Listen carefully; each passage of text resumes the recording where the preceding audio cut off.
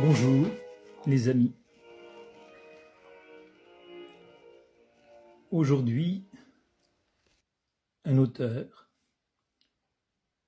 je vais dire Emmanuel Pierrat. Le livre, L'éditrice, édité à l'Instant érotique, hors collection.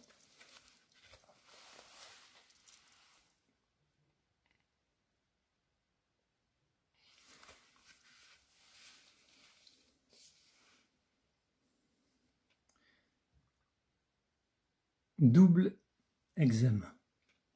Un extrait.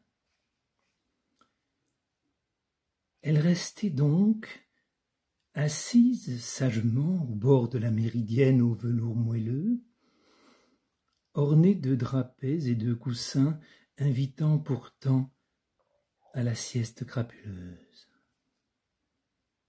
Ses jambes en étaient magnifiées. Jody était juchée de telle façon que le pantalon qu'elle portait remontait et découvrait le bas de ses jambes nues, parfaitement imberbes. Leur couleur touchait presque à l'ivoire, semblable en cela à la peau de nombreuses eurasiennes. Je pouvais deviner, à l'étroitesse des jambières qui semblaient coller à la chair, que, si ses cuisses étaient charnues, le reste de cette partie de son anatomie s'affinait grandement. Les fines attaches étaient apparentes et ses escarpins laissaient deviner des pieds menus. Ce premier pan du tableau me ravissait.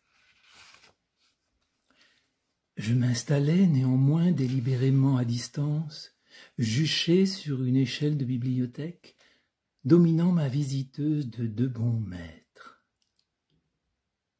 La pièce, très haute de plafond, en comportait plusieurs, toutes amovibles, dont l'une en colimaçon.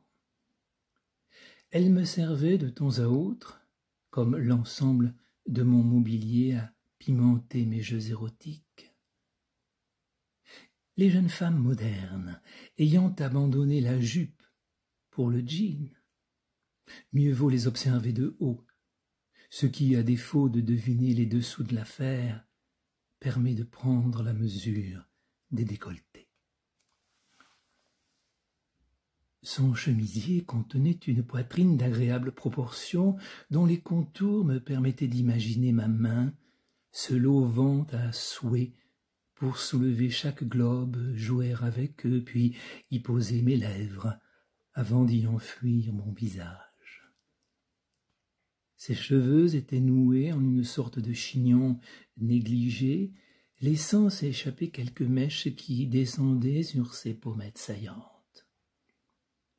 À ce détail, comme à ses yeux sombres et légèrement clos, je la devinais plus ou moins eurasienne, ce que son nom laissait transparaître et ce qui ajoutait à mon plaisir. J'ai toujours eu un faible pour les yeux en amande, la peau encore plus douceâtre, l'absence de pilosité. J'avais visité tout l'Orient au cours de ma jeunesse et gardais un fort penchant pour sa population féminine. J'évitais seulement les japonaises, peu expansives quand elles sont devenues parisiennes, convaincues que l'amour se résume à la plus stricte passivité. Jody portait une touche de maquillage. 2 fines perles lui servaient de pendant d'oreille. Un détail vint un instant gâter notre entrevue silencieuse. Ma visiteuse posa une main délicate sous son menton, comme pour le soutenir, révélant ostensiblement une alliance jusque-là fort discrète. Je ne sus qu'en penser. J'avais aimé des femmes mariées, mais redouté la dissimulation permanente et les affrontements inutiles. Très peu nombreuses étaient les vraies libertines qui, d'ailleurs, m'épuisaient vite par leur monomanie.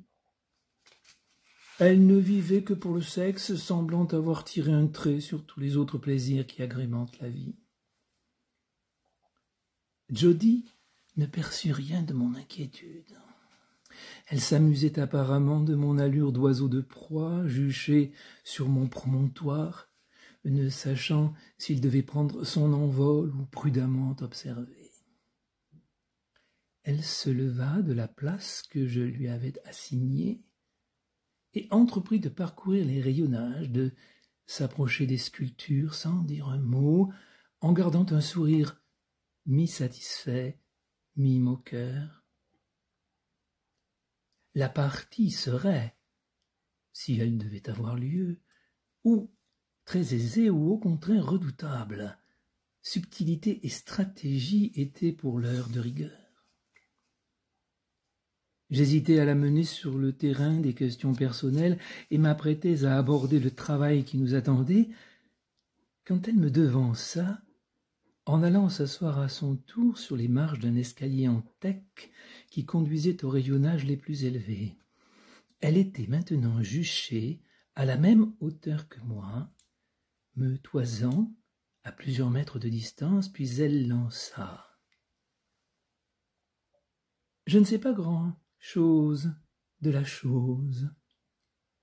J'entends par là des livres érotiques. Par quoi commençons-nous »